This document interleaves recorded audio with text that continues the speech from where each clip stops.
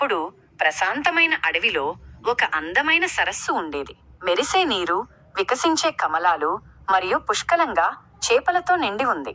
చేపలు సంతోషంగా జీవించాయి, స్వేచ్ఛగా ఈదుతూ ప్రశాంతమైన నీటిని ఆస్వాదించాయి. సమస్య సమీపిస్తోందని వారికి తెలియదు.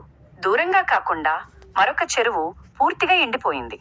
ఆకలితో ఉన్న కొంగ ఆహారం కోసం వెతుకుతూ ఎగురుతూ వచ్చి ఆ సరస్సును చూసింది. కొంగకు ఒక ఆలోచన వచ్చింది. అది సరస్సు పక్కన వాలి ఇలా అంది, ప్రియమైన చేపలారా, చెరువులు ఎండిపోవడం నేను చూశాను. నేను మిమ్మల్ని ఒక్కొక్కరిని నాకు తెలిసిన పెద్ద సరస్సుకు తీసుకువెళ్తాను. కొన్ని చేపలు భయపడ్డాయి, మరికొన్ని కొంగను నమ్మాయి. అతను దయగలవాడిలా ఉన్నాడు అని ఒక చేప అంది. బహుశా అతను నిజం చెబుతున్నాడేమో.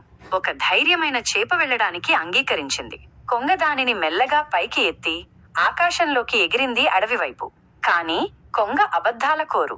అతను ఒక రాయి వెనుకకు ఎగిరి చేపను క్రింద పడేసి దానిని తిన్నాడు. తరువాత అతను సరస్సుకు తిరిగి వచ్చాడు, నవ్వుతూ. ఒక్కొక్కటిగా మరిన్ని చేపలు కొంగతో వెళ్ళాయి, మరి తిరిగి రాలేదు. సరస్సు ప్రతిరోజు నిశ్శబ్దంగా మరియు ఖాళీగా మారింది. సరస్సులో నివసిస్తున్న ఒక తెలివైన ముసలి పీత కొంగ యొక్క అబద్ధాన్ని గ్రహించింది. ఆస్టరిస్క్, నన్ను తరువాత తీసుకువెళ్ళు కొంగ, కాని నేను నీ వీపు మీద స్వారీ చేస్తాను అని అది చెప్పింది. ఆశ్చర్యపోయిన కొంగ అంగీకరించింది. కాని వారు ఎగురుతుండగా పీత క్రింద చేపల ఎముకలను చూసింది మరియు నిజమేమిటో అర్థం చేసుకుంది. కొంగ చర్య తీసుకునే లోపే పీత తన పట్టుకారులతో కొంగ మెడను గట్టిగా పట్టుకుంది. కొంగ పోరాడింది, కాని పీత వదలలేదు.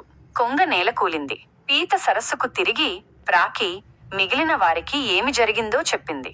చేపలు తమను రక్షించినందుకు పీతకు కృతజ్ఞతలు తెలిపాయి. వారు ఎల్లప్పుడూ తెలివిగా ఉంటామని మరియు రుజువు లేకుండా మధురమైన మాటలను ఎప్పటికీ నమ్మబోమని వాగ్దానం చేశారు.